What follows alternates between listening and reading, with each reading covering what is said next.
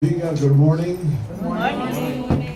Everybody had breakfast? If you haven't had breakfast, well, it's too late. Pero damos gracias a Dios en estos días que hemos estado aquí y doy gracias a Dios porque, como le decía el doctor Pavón, el mensaje que escuchamos en el lugar de conferencia creo que fue un mensaje revolucionario donde tocó y puso a muchas personas a pensar que verdaderamente una persona sin Cristo, ¿para dónde va? Así es. Para el infierno. Entonces, eso no puede suceder.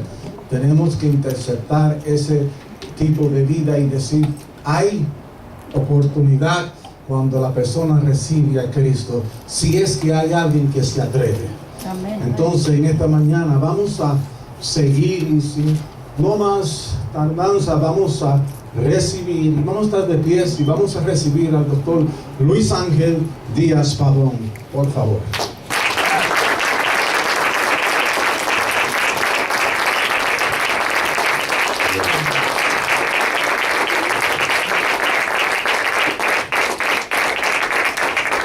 Muchas gracias.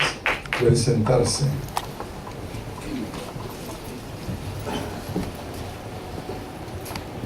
No sé si usted alguna vez tuvo la experiencia de que un pasaje de las Escrituras lo hubiese leído tantas veces que ya le daba la impresión de que no tenía nada nuevo que aportarle. Ayer leíamos la experiencia de Lázaro, el mendigo. Nos pasa con pasajes como esos. Conozco también esa historia, que ya creo que leerla nuevamente resulta aburrido. Pero cuando me acostumbro demasiado a un versículo y ya siento que ese versículo no tiene nada que aportarme, de repente el Señor provoca que tenga una experiencia que me marca de cierta forma y me obliga a mirar ese versículo, a mirar ese pasaje desde otra óptica, desde otra perspectiva. Y cosas que nunca habíamos visto, cosas que nunca habíamos descubierto en ese pasaje, ahora de pronto se descubren. ¿No sé, le pasó eso alguna vez? Y miró un versículo que sabía de memoria y que ya lo había explicado tantas veces, pero ahora de repente tiene un nuevo mensaje. Tiene otra dimensión. A mí me pasó eso con este pasaje, y les invito a que lo consideremos. En el Evangelio de Juan, en el capítulo 5, Juan capítulo 5, creo que ayer o anteayer le comentaba a la pastora algo sobre esta experiencia. Yo estaba predicando en la República Dominicana. Es una pequeña ciudad, se llama Bonao, es una ciudad industrial, pero es un pueblecito pintoresco, el centro es muy simpático y tienen en ese lugar una plaza triangular. 3 principales avenidas la rodean, la costean, formando un enorme triángulo. Y allí los pastores decidieron tener una cruzada evangelística. Se juntaron las iglesias, construyeron una plataforma, una tarima, un gran altar, y en ese lugar se predicaba. Así es que a mi costado derecho una enorme calle, y a mi costado izquierdo igualmente, y allá de fondo otra calle. Predicábamos viendo los vehículos pasar en todas las direcciones, pero como la plaza es grande y había un gran equipo de sonido y demás, no molestaba, y llegaron miles de personas al lugar. Estaba el lugar completamente lleno. El tema es que de mi lado derecho, aquí, de esta calle, al cruzar la calle, la avenida, traía con un hombre en silla de ruedas. Lo traían. Y la primera noche ocurrió. Llegó ese hombre hacia este lado y mientras yo predicaba de vez en cuando miraba y ahí estaba este señor serio, sentado en la silla de rueda. Detrás estaba quien luego descubrí que era la esposa, y alguna gente que los rodeaban eran los hijos y las esposas de los hijos. Toda la familia acompañaba a este señor. Era el gran evento, sí, de la familia. Traían a este señor a la campaña. Allí estaba. Y cuando un evangelista ve a una persona en silla de ruedas, supone que están esperando que se ore por él en algún momento, ¿no es cierto? Que oremos por su salud, que oremos para que el Señor haga algo. Cuando yo terminé de predicar, que llamaba al altar a aquellas personas que querían convertirse, ninguno de esa familia respondió a la invitación. Todos quedaron allá. Y luego orábamos por los enfermos y ellos se fueron. Media vuelta y se fueron. Ya no los vi. Terminamos el culto. Próximo día, allí estaban nuevamente. Otra vez. Durante la devoción llegaba toda la familia con la silla de ruedas, con este señor ahí sentado y ellos rodeándolo, muy atentos al mensaje, muy atentos al sermón. Iniciábamos el llamado y ellos ya comenzaban a desfilar. Orábamos por los enfermos y ya ellos no estaban allí, se habían ido. Era una cruzada de toda la semana. Estábamos ahí predicando toda la semana. No sé si fue el tercer día, puede haber sido el tercer o cuarto día, pero una noche de esas, cuando estábamos orando por los enfermos, de repente ese señor, como si una fuerza extraordinaria lo hubiese impulsado de la silla, quedó de pie. Y la familia estaba impresionada, la familia estaba emocionada, llorando, alabando al Señor, y el pueblo también, porque lo vieron. Muchos de los hermanos estaban atentos a lo que sucedía allí. Cuando yo miré, porque vi la reacción de la gente, ya él estaba de pie. Así que yo no lo vi en el momento en que se puso de pie, pero unos segundos más tarde ellos cruzaban la calle para llegar a la plataforma y testificar lo que había sucedido.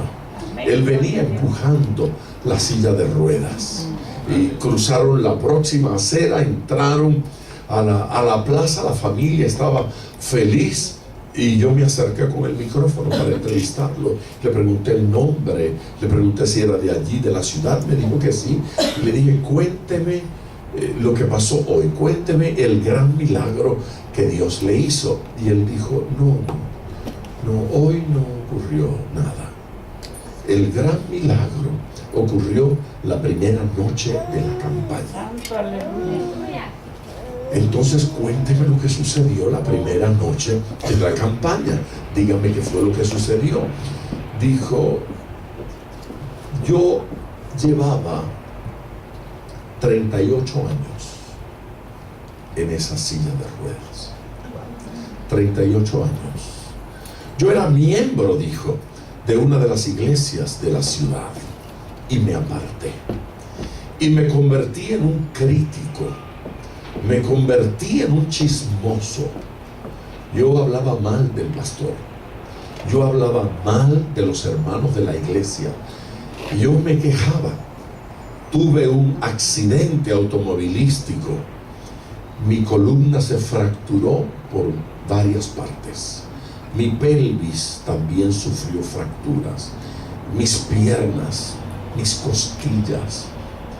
Y finalmente el médico me hizo saber que yo dependería de una silla de ruedas el resto de mis días y que yo nunca más iba a volver a caminar, que yo necesitaba esa silla de ruedas. Por 38 años yo he necesitado esa silla de ruedas para transportarme. Me dijo: y usted no sabe lo que significa 38 años de espera, 38 años de amargura, 38 años de rencor. Yo pensaba que el accidente había sido un castigo de Dios, porque yo hablaba mal de los pastores, porque yo criticaba a los cristianos. Y entonces se empeoró en mí, dijo, el rencor, el odio, la incomodidad, y no permití que mi esposa volviera a la iglesia. Y no permití que mis hijos volvieran a mi iglesia. De manera que por 38 años ningún miembro de mi familia fue a la iglesia, porque yo estaba amargado e intentaba transmitirle a ellos mi amargura. Por eso le dije, dijo él, que hoy no ocurrió un gran milagro. El gran milagro ocurrió el lunes, porque mientras yo escuchaba el mensaje, algo cambió en mi corazón. Algo cambió en mi ser, algo cambió en mi vida. El primer día de la campaña yo sentí que mi vida reinició. Yo sentí por primera vez agradecimiento a Dios. Por 38 años yo no agradecí nada. Por 38 años yo me quejé. Me dijo, 38 años de queja es demasiada queja. Y es verdad. 38 años de lamento, 38 años de agrura. Pero el primer día de la campaña todo cambió. Me dijo,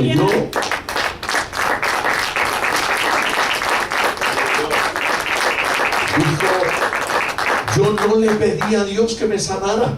Yo estaba tan contento con lo que Dios hizo ese primer día, que quedar en la silla de ruedas ya no me importaba más.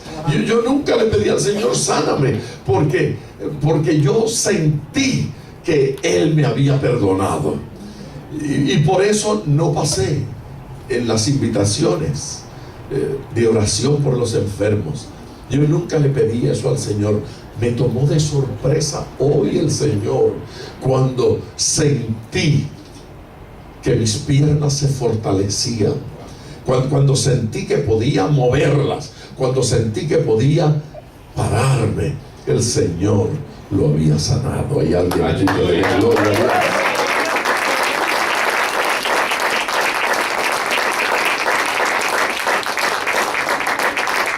Las palabras de ese hombre me hicieron pensar tanto.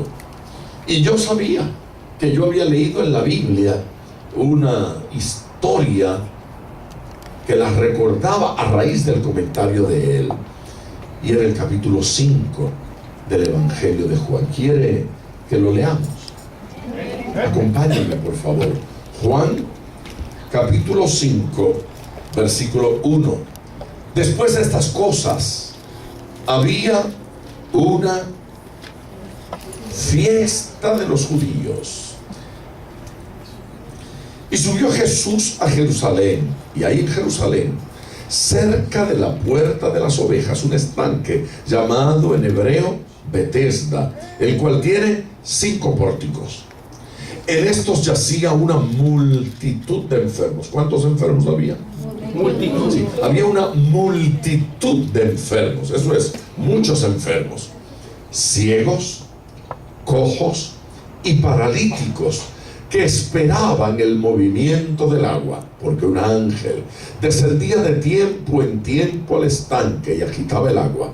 Y el que primero descendía al estanque después del movimiento del agua quedaba sano de cualquier enfermedad que tuviera. Nos detenemos allí. Permítame hacer algunos comentarios acerca de lo que ya hemos leído. El estanque de Betesda era lo más parecido a una sala de enfermos terminales. ¿Usted ha ido alguna vez a una sala de enfermos terminales? ¿Alguna vez escuchó lo que hablaban los enfermos terminales? Es interesante. Yo digo que es lo más parecido a una sala de enfermos terminales porque estos enfermos de Betesda no tenían esperanza de sanación. No tenían. Eran ciegos, cojos y paralíticos. Condiciones que especialmente para aquella época no tenían esperanza de salud. Es decir, cuando en aquella época una persona quedaba ciego, ya sabía que no volvería a ver el resto de su vida. Cuando una persona quedaba coja, no había posibilidad de que lo operaran, lo intervinieran, le dieran alguna terapia para mejorar. No, él sería cojo por el resto de sus días. Y cuando una persona quedaba paralítico, igualmente, un paralítico no soñaba con volver a caminar. Estaría paralítico hasta que le llegara la muerte. La gente en Bethesda no soñaba con nuevos proyectos. Ellos no conversaban de iniciar un negocio. Ellos no hablaban de casarse y tener hijos. No había futuro. No había nada con lo que soñar. Los sueños habían muerto. Las esperanzas habían muerto. Eso era un lugar sin proyección, lo más parecido a una sala de enfermos terminales.